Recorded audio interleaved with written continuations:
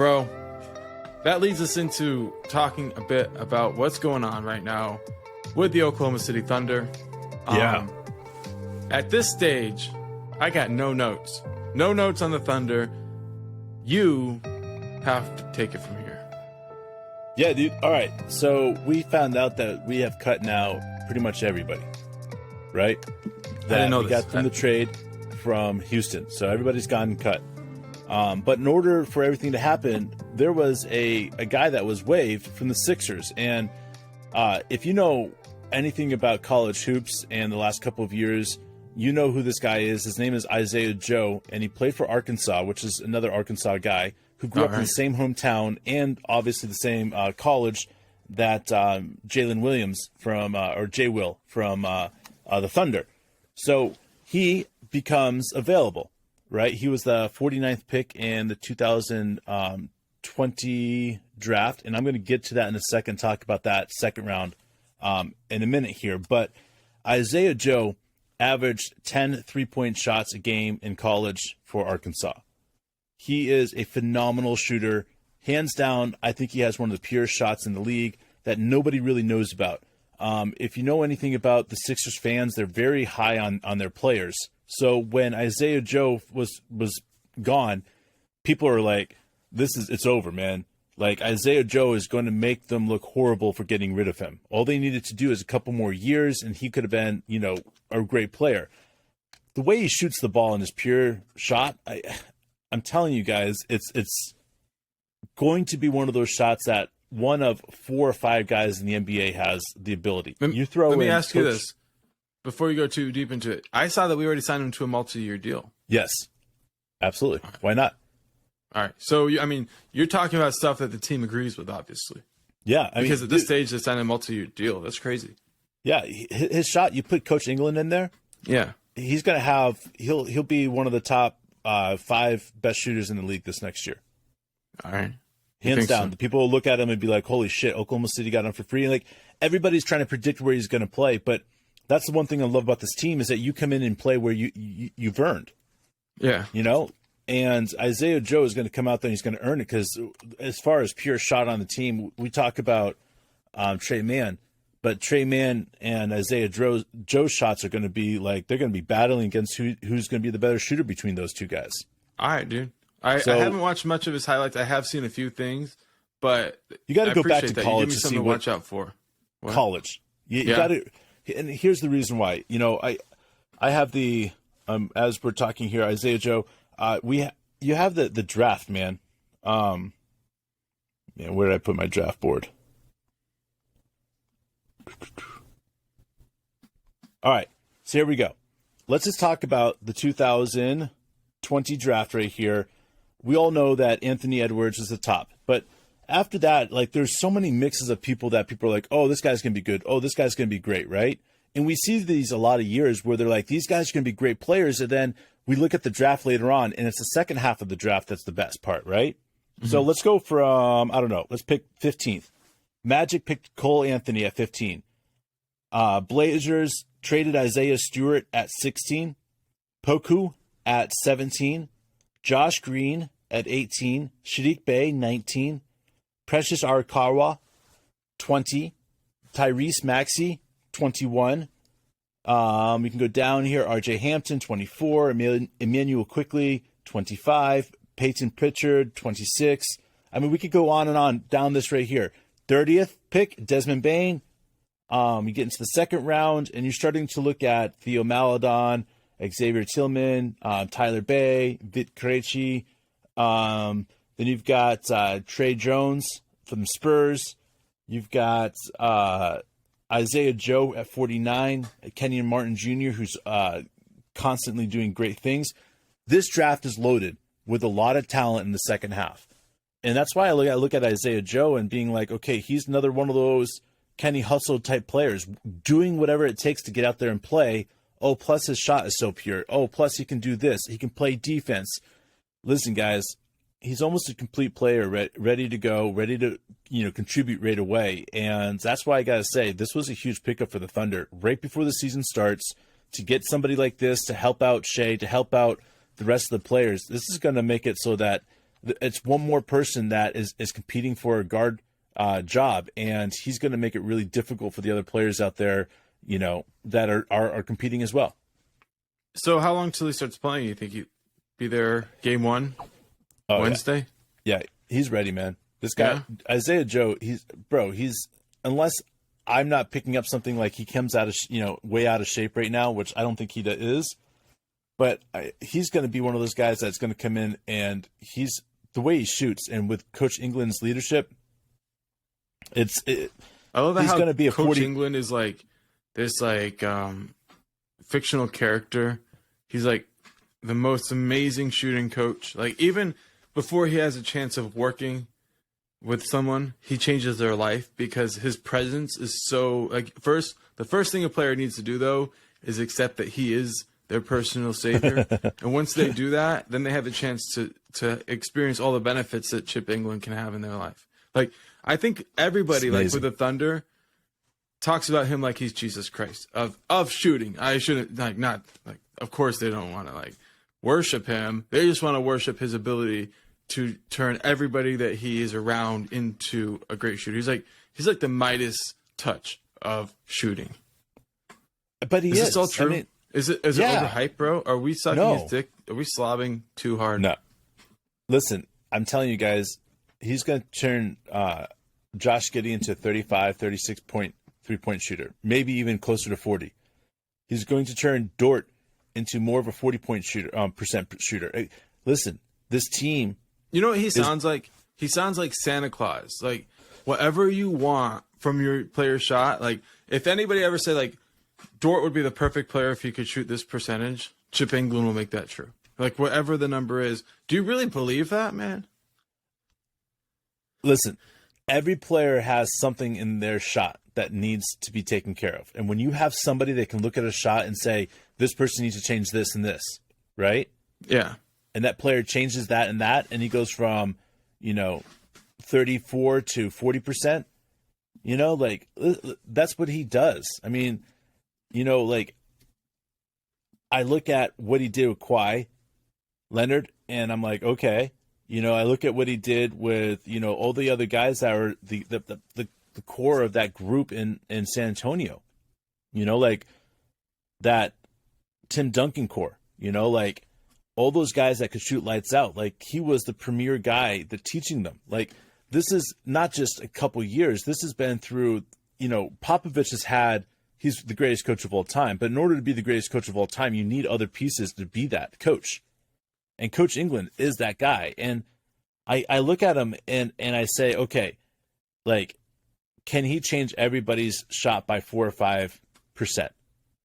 Yes. Will every guy learn 4 or 5%? No. Some will actually get worse with Coach England. And that just happens with any coach because you're learning a new shot, or you're learning or you find out that you're tweaking, or you're moving your thumb too quick, or whatever it is that he's helping you, it's going to take you time.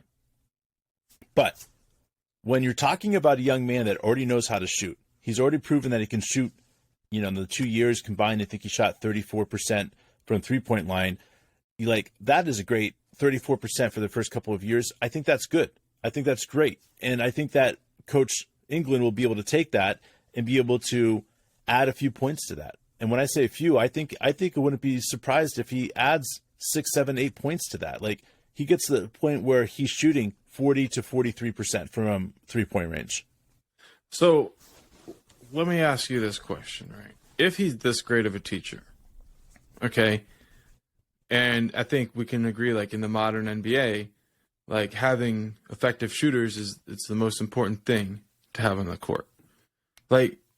Why is he in this unheard of position where he's almost like the this servant of Dumbledore in Harry Potter that isn't allowed to talk? He's this little geek, and he only knows this one specialty thing. But if you're talking about the value of somebody who can help somebody at this level, he'd be the most important person outside of I don't know, the general manager, maybe even more important than the head coach. If you can fix broken shots, you can run a team, I think.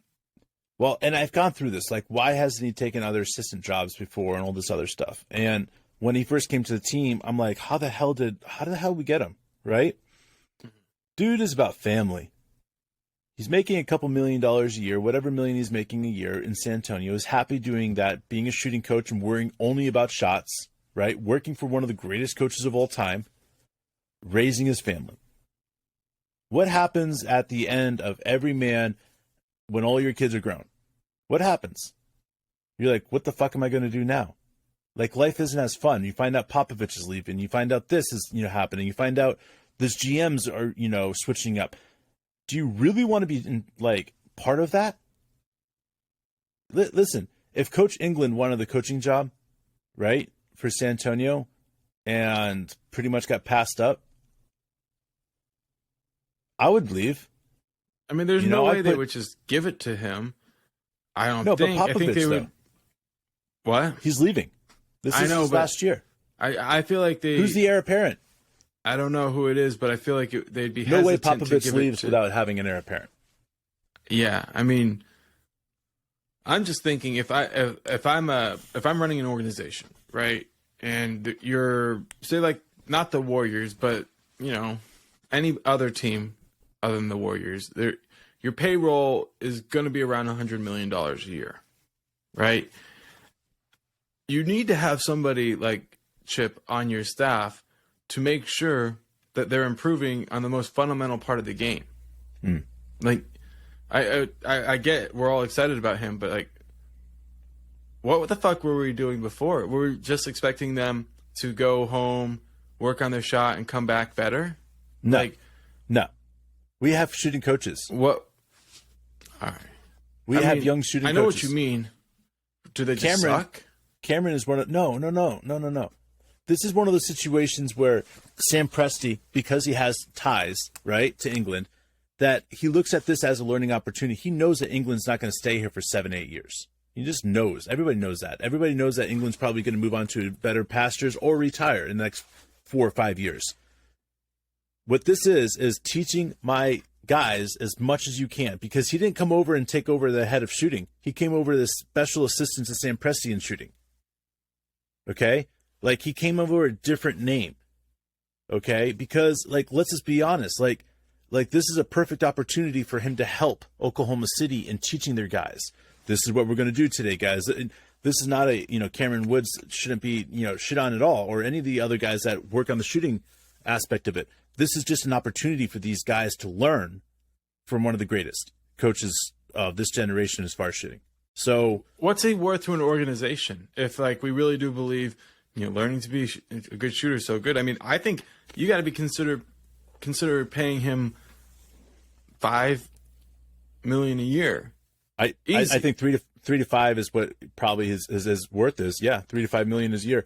Now, we might be paying him less because we might have a deal with him saying you'll come on for the first couple of years as shooting, teach them how to shoot, and then you come in as assistant GM, get you into the office. So we might have a deal like that with him in order to be able to keep that price tag a little bit lower. But I feel like they need to open a whole department, the department of shooting, and Chip England can run that department from a film room in his house, wherever he wants to live. Wherever. I don't know, man. But once he teaches the systems, man, that's what he's trying to teach these guys. I saw some video of Josh Giddey and Chip working on free throws. It was really, really mundane. There wasn't really much to learn from it, but I think in the end, a great shooting coach understands the value of repetition. He's constantly talking about his shot. You see Josh Giddey, after he catches the ball, he'll do something with his hands, and you'll see him. They're communicating about the shot. Communicating about the release. We're communicating about where it's all part of it. I do the same thing when I'm teaching kids how to shoot. Yeah. Is I'm getting the ball for them, walking the ball towards them, telling them about the shot, because if I give them the ball, they're already shooting again.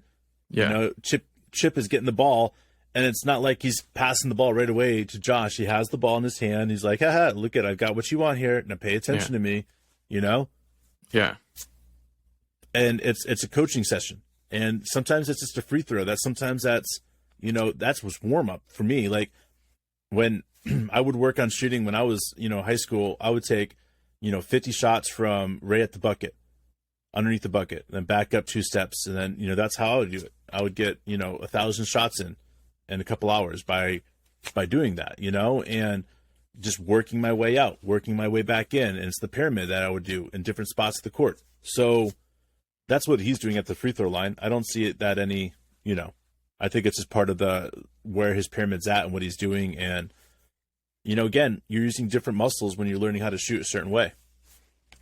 Yeah. And I mean, it's just funny.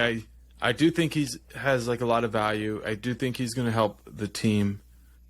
But I'm like, why is it so novel to everybody that a shooting coach is a valuable thing when you're paying these guys tens of millions of dollars a year to play basketball? Like that's cool. I'm glad we have it.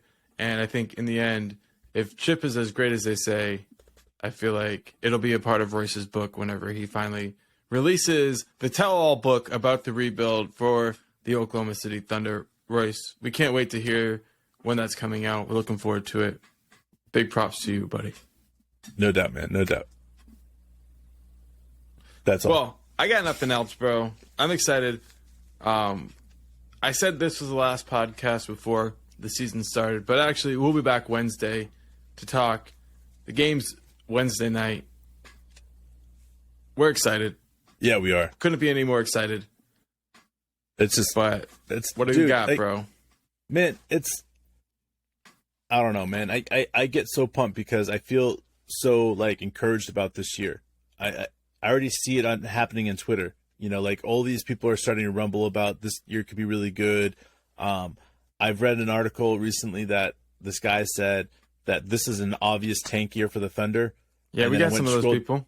Yeah, but it was on Clutch Sports, and I scrolled down, right? And all these comments were just trashing this guy, like, you don't know what a tank is, and obviously it's the first time. All these years, all these years, since we started this podcast, the word tank, and everybody's like, yeah, Oklahoma City people be like, yeah, we're cool with it. Now people, yes, I'm sorry, I shouldn't bunch all of our Oklahoma City Thunder fans together, because there's definitely a massive group of you guys that are with us and saying that we don't want this year to be a tank year. We don't care who's on the draft board. We want this team to compete. And that's where we're at. This team is going to compete. With that said, if we're in a situation like we were last year where Josh is sitting because of hip problems and or just even tightness, pain, whatever, you don't want to play through that. No. You don't want our young teenagers playing through those types of injuries. No. Shea rested before the All-Star break, but then guess what? Even without Josh out there, Shea played a lot of games after the All-Star break. He did. It really was until the last few games, I think, less than 10, where it was just okay, Shea's even shut down. I feel like every year you look at it and it's if everything goes right, this team does have a chance to compete for the playoffs. It would take getting off to a great start, which we've seen, and then when the hard days of January and February hit, if this team excels through that, then there's an opportunity. But there's also an opportunity where we could be playing really good basketball. We're playing the hardest schedule in the NBA. We're losing a lot of close games. And then we look at it right around February, and it's look, we can't actually make a run at the playoffs, and we're going to pack it all in again. Or we'll win a bunch of games at the end here, and we'll screw our chances to get a top 7 pick. And that's when I could see Sam Presti basically saying, okay, guys, I hate saying this, but we're going to shut down some of you guys. We'll shut you guys down at different times. That way you guys get at least 50-plus games in and go with it. And what we're talking about here is, being realistic. Being, people want to say, oh, you guys are way too optimistic. No, we enter the season allowing this team a chance to define themselves and what that means. Yeah. That's it. And we've seen them excel last 2 years in a very short time period at the beginning. And then as the season went on, the dog days went on, the youth, they wear on. We've seen a lot of signs with this particular team that we could actually be excelling as we hit the month of January, as we get into February. If you start seeing some of these rookies really taking on bigger responsibilities. But in the end, we don't care, because this isn't the year that we're going to put a ring on everybody's finger. It's not going to happen this year. So Right. What we want to see is this team get better. We want to see the individual players get better. We're looking for those small things. I've heard people talking, and they kind of like, oh, yeah, this is a season that could be really, really hard to watch. Well, I don't know what you guys have been watching. Because even though we haven't been winning a ton of games, we've seen this team get better game after game. Honestly, how many games have you missed in the last 2 years? None. Exactly. I missed one, and the only reason I missed one was it was a local channel here last year, and I missed it. And that was it. You know, that's the only games I've missed in the last couple of years. And it's not because I enjoy necessarily what's happening with the basketball, but what do Mark and I do when we watch those games? Do we come here and talk about how shitty the team is? Right. No. We talk about what we see that we love about each of the players, each of the things that they did well. Why is that? Yeah. I mean, if you've taken the last 2 years off of being a fan, you've missed Dort's transition into being a truly dynamic offensive threat. Yep. You've missed Josh Giddey come along and set NBA records for being the youngest player with triple doubles. You've missed Shea transform the way he define what we define as a superstar, and the way that he gets to the basket and finishes around the rim and has so much gravity.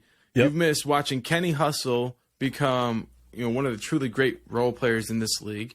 You go down talking about Trey Man, J Dub, J Will, Ousmane. Why would we be like, oh, this is such a slog?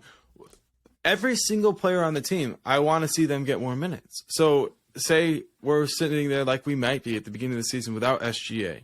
Say Giddey does go down with something that's minor, like hip soreness, that it's like this is the appropriate thing. I'm still happy that we're watching JRE get more minutes, Trey Man get more minutes. Like, you go down the list, I want these guys getting minutes. And we understand over the course of an 82-game season, especially with young players, people will miss games. This team has always had a next man up mentality. But now, when you look at the guys that stand behind the starters, they're a lot closer, talent-wise, to the starters than they have been, honestly, ever since we've been Thunder fans.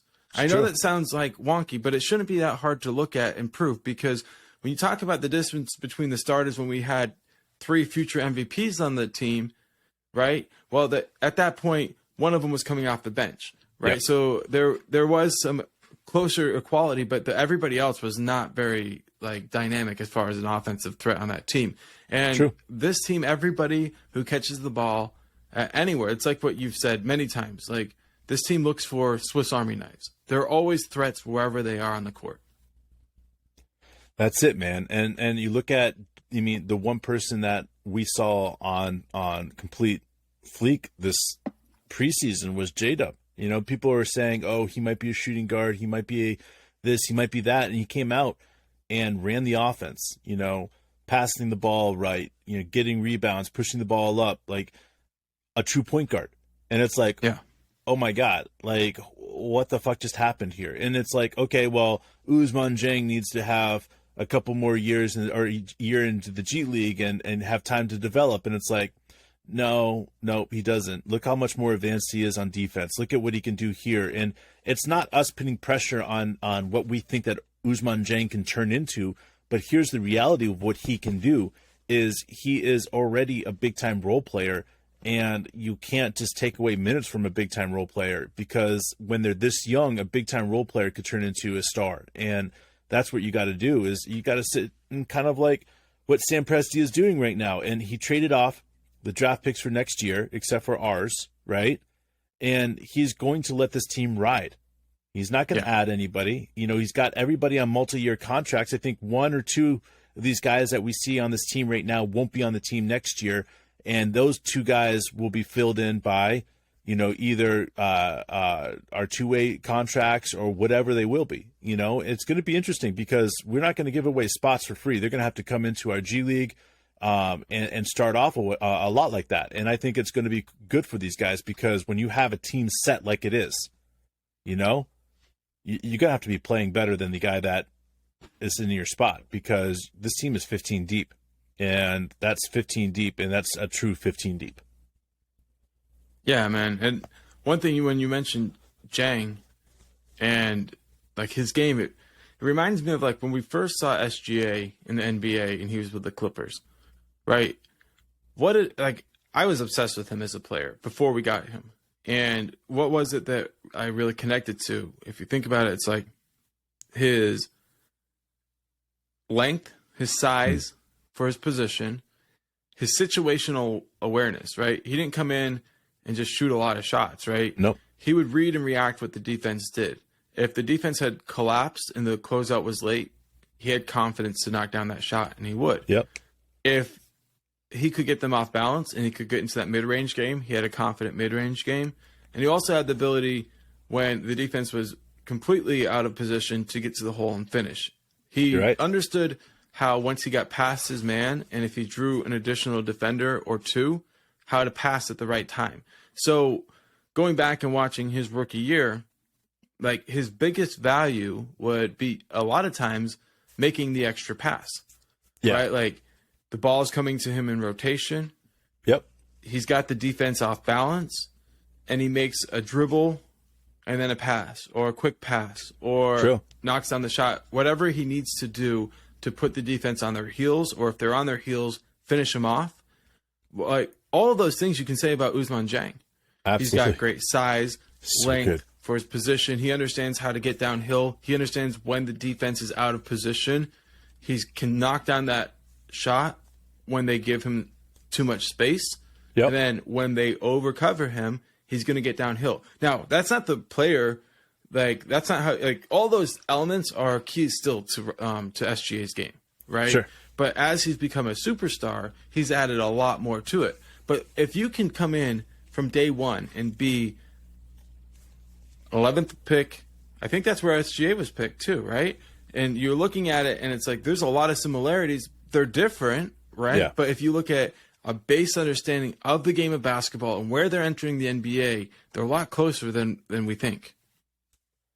You're absolutely right, man. And again, we're sitting in a position where we get to watch a lot of these young guys come up. You know, you got Trey Mann. I mean, we can talk about our high picks, but let's just not. Let's talk about Trey Mann, Ousmane Dieng, and J-Dub.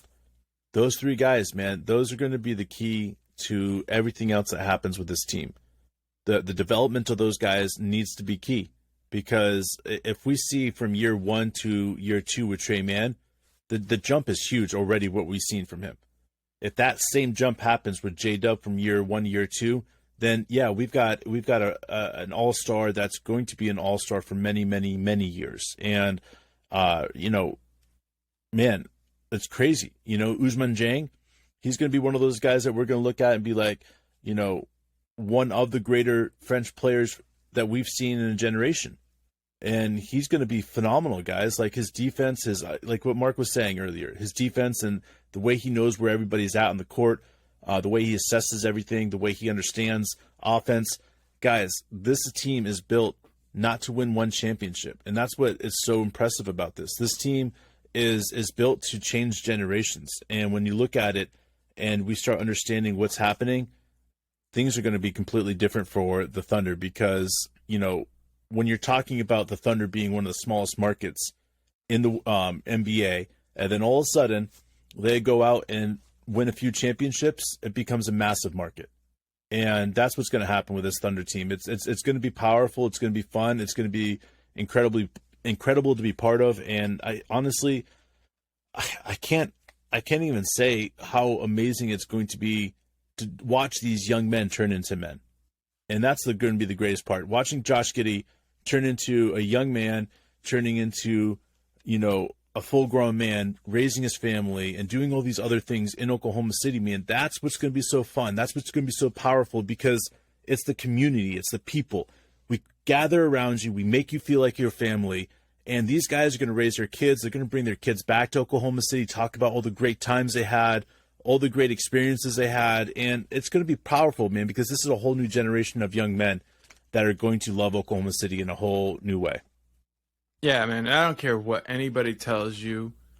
This is a special season. The last couple of seasons have been special, but this season has the vibes of this team really believes in themselves and they can really surprise everybody. So no matter what, take the time, enjoy the games, enjoy this team. I mean, I go down the list, and it's so hard for me to even make, like, if I had to be like, what players would you protect if it was, an expansion draft? Like, what would that list? It gets so painful. Like, you get down to 5, and you're like, it's bad. It's too hard. And then you're like, okay, well, add a few more. I think, it's too hard. It's too hard. It's too hard. And that's how we always will be with this. But at this stage, somehow, without me expecting it, J-Dub and Ousmane Dieng have moved so far up my list. I mean, if you were to talk about where I expected them to be at Summer League versus preseason, it's mind-blowing. I've had to readjust this tier system in my brain so many times. I'm a little bit dizzy about it, and I don't even want to anymore. I can say this, though. After Josh Giddey's rookie year, I felt like, we're not going to expect to have that type of like expectations for a rookie again for a long time. And I'm not saying anybody's going to have a Josh Giddey rookie year, but I think these two guys, Ousmane Dieng and J-Dub, are going to have some of the best rookie years for any Thunder players ever. So buckle up, enjoy the ride, and make sure to give a finger to anybody who tells you the Thunder suck, because they can blow it. So thank you for joining us. Baby. We will see you Wednesday.